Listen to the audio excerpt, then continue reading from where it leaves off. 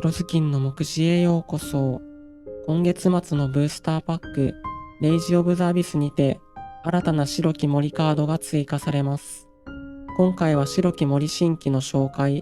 そしてそれに伴って展開や構築で変わった点をお話しします。また、これから白き森を触るよという人へ向けて、必要な情報をすべて網羅した白き森の教科書を開きました。白き森を一から覚えるにあたって、非常に充実した内容に仕上がっているだけでなく、白き森がより楽しくなる一冊となっています。ぜひ覗いてみてね。目次です。3章立てにてお送りします。タイムテーブルは動画説明欄から、チャンネル登録、高評価よろしくお願いします。第1章白き森の悪魔。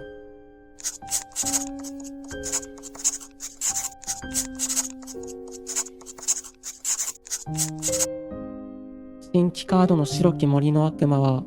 白き森魔法罠の共通効果に加え、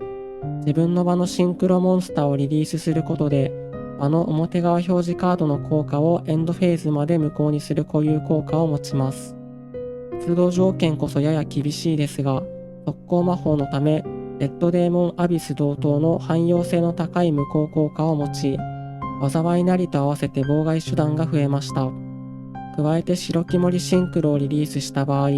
墓地から幻想魔族を蘇生できるおまけ付き。これのおかげでヨーマディアベルを赤き竜や影帽子トップハットヘアの素材にしても、災いなりで出した魔老シリュウヤをコストに墓地から釣り上げて、相手ターンの妨害として再利用できるようになりました。展開に直接絡むような効果ではなく、初動の細さには未だ懸念が残る白き森ですが、サーチ先に選択肢が生まれたことで、言い伝えや災いなりのすべきがより嬉しくなったり、G や苦手な泥場をもらった場合には途中で止まり、災いなりと合わせればそれだけで2妨害になるため、誘発受けも多少ですが良くなりました。第2章展開の紹介。赤き竜ルートも検討しましたが、ヨーマディアベルを展開に使ってしまうと、災いなりのもう片方の素材を確保できず、悪魔の蘇生条件を満たすことができなかったため、基本的には従来通りの展開となります。言い伝えや災いなりを握れている場合に悪魔を持ってきましょ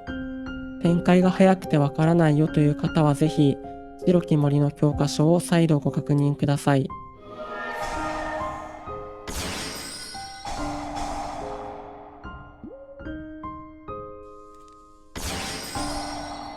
ひとまずハイレベカラズを悪魔として代用しています。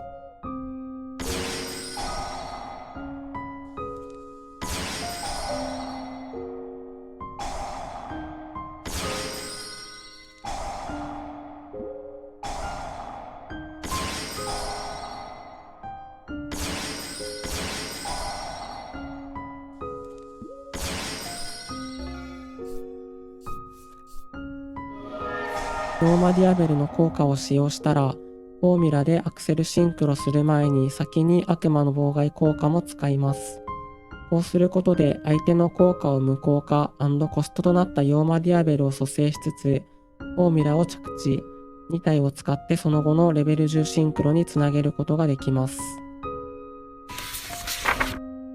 第3章構築の紹介。言い伝えや災いなりのすべきがより偉くなったため、今回はシンプルに準構築で組みました。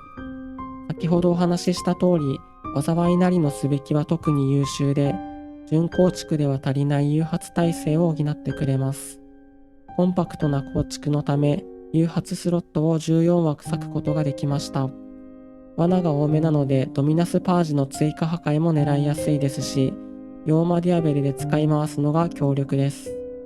マギストスコロゾの登場で、超融合が汎用除去に化けるようになったのも追い風です。とはいえやや控えめな性能であったことに変わりはないので、欲を言えばアステーリアをリクルートできるような強力な初動札を